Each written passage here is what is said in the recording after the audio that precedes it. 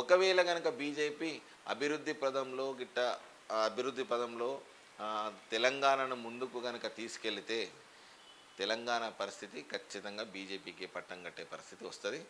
మీ BRS ఉండదు, కాంగ్రెస్ ఉండదు, TDP ఉండదు, ఏడుండదు. దీని మీద ఫోకస్ చేస్తారని చెప్పేసి కూడా మనకు తెలుస్తూ ఉంది. ఎందుకంటే గతంలో వచ్చినటువంటి 2014 2004 నుంచి కిషన్ రెడ్డి వీళ్ళంతా సీనియర్ లీడర్స్ ఉన్నప్పటి నుంచి ఇప్పటి వరకు కనుక బీజేపీ చరిత్ర తీసుకుంటే 1 నుంచి 4, 4 నుంచి 8 అయినాయి, 8 నుంచి 16 అవుతాయి. అలా అతిశయోక్తి ఏం లేదు. ఎందుకంటే తెలంగాణ ప్రజలది పోరాట పటిమ చాలా ఉంటుంది. ఎందుకనంటే తెలంగాణ ప్రజలు చేసినటువంటి పోరాటాలు నీకు ఇండియా లెవెల్లోనే చాలా గొప్ప పోరాటాలు.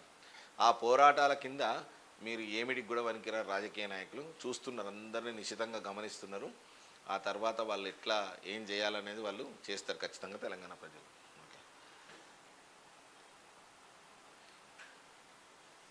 ఇగో ఇది వచ్చింది చూడు.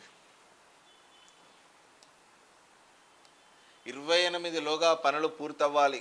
మరమ్మతులు ఆలస్యమైతే కఠిన చర్యలు. రేయింబవలు పనులు చేయండి. బ్యారేజీల పరిశీలనలో అధికారులు ఆదేశించిన మంత్రి ఉత్తమ్. నివేదికలకు అందాక బాధ్యులపై చర్యలు. తుమ్మిడిహెట్ట వద్ద బ్యారేజీని నిర్వహిస్తాం. లక్ష్మీ పంప్ హౌజ్లో 11 మోటార్లకు మరమ్మతులు చేయిస్తామని వెల్లడి. వరి సాగులో దేశంలోనే అగ్రగామిగా తెలంగాణ. ఇక్కడి ధాన్యానికి ఇతర దేశాల నుంచి మంచి డిమాండ్. సన్నాలు సాగు చేస్తే రైతుకు 500 బోనస్. గ్లోబల్ రైస్ మిల్ సమ్మిట్లో వ్యవసాయ శాఖ మంత్రి తుమ్మల. సో ఓకే, రైతులకు 500 మీరు ఇచ్చే 500 ఏమిటికి కూడా ఎకరకి ఇస్తారా లేక క్వింటాలు ధరకి ఇస్తారా అనేది కూడా క్లారిటీ లేదు. 500 ఇచ్చేస్తే అయిపోతుంది. ఏడికి ఇస్తావు 500? ఎట్లు ఇస్తావు లెక్క? ఎకరకు 500 ఇస్తావా లేక మొత్తానికి ఇప్పుడు వచ్చిన 1 లక్ష రూపాయలు 50,000 వస్తే దాని మీద 500 బోనస్ ఇస్తావా? ఇవి కాదు రైతులకు ఇచ్చేటి. సరైన సమయానికి ఎరువులు ఇవ్వండి రైతులకు. ఎరువులు ఇస్తే వాళ్ళు ఇప్పుడు తొలకరి స్టార్ట్ అయింది. సో వాళ్ళు దున్నే ప్రయత్నంలో ఉన్నారు.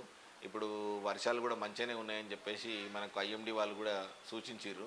సో అదేవిధంగా ఇప్పటికే నీకు రైతులు చాలామంది కొన్ని చోట్లల్లో విత్తనాలు దొరకక లేకుంటే సబ్సిడీ విత్తనాలు దొరకక, అంటే డైరెక్ట్ ప్రైవేట్ విత్తనాలు లేని వాళ్ళు, డబ్బులు లేని వారు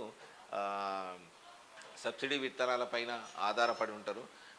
మండల ఆఫీస్లో వచ్చినటువంటి సబ్సిడీస్ కూడా ఇప్పటికి కూడా ఒక 10 బ్యాగులో 50 బ్యాగులో ఒక మండలానికి ఎంత అయితే కేటాయించారో అవి పెంచండి. ఎందుకంటే ఒక మండలం అంటే దాదాపు 40 విలేజ్లు 50 విలేజ్లు ఆమ్లెట్లతో కలిపితే కూడా నీకు ఒక 35-40 విలేజ్లు వస్తాయి. సో ఆ విలేజ్లకు సరిపోవాలి అని అంటే ఎరువులు కానీ మీరు ఇచ్చేటువంటి ఆధునిక యంత్రాలు కానీ అవిట్లకు సబ్సిడీ పెంచండి. రైతులను ఆ రకంగానన్నా ఆదుకునే విధంగా ప్రయత్నం చేయండి. కానీ 500 ఇచ్చి 1000 రూపాయలు ఇస్తే వాళ్ళకి కడుపు నిండేది కాదు. 500 అనే మాట బంద్ చేసుకోర్రి. కాకపోతే క్వింటాలకు పెంచుతా అంటే ధర పెంచండి, అది ఇంకా రైతులు సంతోషిస్తారు, అది హర్షణీయం. కానీ 500 ఇస్తే ఏమిటికి కూడా కాదు వాళ్ళకు. ఇంకోటి, అన్నారం సరస్వతి బ్యారేజీ వద్ద పనులు పరిశీలిస్తున్న ఉత్తమ్ కుమార్ రెడ్డి. అయితే ఇప్పుడు ఈ అన్నారం సరస్వతి బ్యారేజీ ఏమైతే ఎట్లయితే కుంగిపోయినాయో, పిల్లలు ఏమైనాయో వీటిపైన మీరు కాంగ్రెస్ వాళ్ళు చేయాల్సిన ఒక ముఖ్యమైన పని ఉన్నది. ఎందుకు అనంటే దేశాన్ని దోసుక తింటున్నది ఫస్ట్ మీ నేతలే. కాంగ్రెస్ వాళ్ళని కాదు, బీఆర్ఎస్ వాళ్ళని కాదు, బీజేపీ వాళ్ళని కాదు, ఎవరని కాదు. దేశాన్ని దోసుక తింటున్న ఫస్ట్ దోపిడీదారుడు ఎవరు అని అంటే ఒక రాజకీయ నాయకుడే. అది నిస్పష్టంగా చెప్పొచ్చు. ఆ విషయం మాత్రం నిస్పష్టంగా చెప్పొచ్చు. సో ఇప్పుడు ఈ బ్యారేజ్ కట్టినటువంటి దొంగలు ఎవరైతే ఉన్నారో ఆ దొంగలను పట్టుకొని శిక్ష మాత్రం ఖచ్చితంగా వాళ్ళకు అమలయ్యేటట్టుగా కనుక మీరు చూస్తే మీరు కాంగ్రెస్కు మళ్ళీ నెక్స్ట్ పట్టం కట్టేది తెలంగాణ ప్రజలు మళ్ళీ నెక్స్ట్ పట్టం కడతారు. ఒకవేళ మీరు చూసి చూడనట్టు కనుక ఈ దొంగలను వదిలేస్తే జరగబోయేది మళ్ళీ మీకే తీవ్ర పరిణామాలు వస్తాయి.